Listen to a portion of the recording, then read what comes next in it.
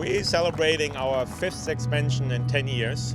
So we have started here very small. It was about 150 employees about 10, 12 years ago. And since then we have grown quite a bit. If you look at our concept here where we're doing R&D, let's say 100 feet away from our production facility, this is very atypical in automotive. So typically in automotive you'll find a large R&D facility, sometimes states away, sometimes a country away. This is designing shocks and then delivering them to a plant to build.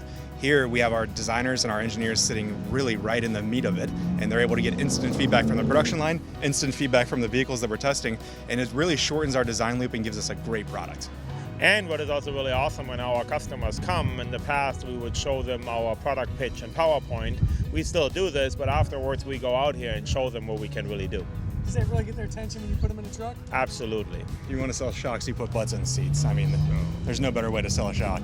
The city has been incredible. I mean, our relationship with Hamilton goes back a number of years, and I mean, Hamilton is always coming to the table for us. They're always looking for new ways to help us improve our business here.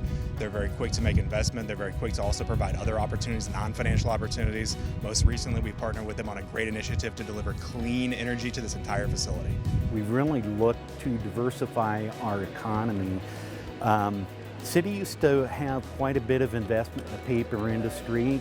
As that paper industry began to change, we began to see that there was a lot of our eggs in one basket.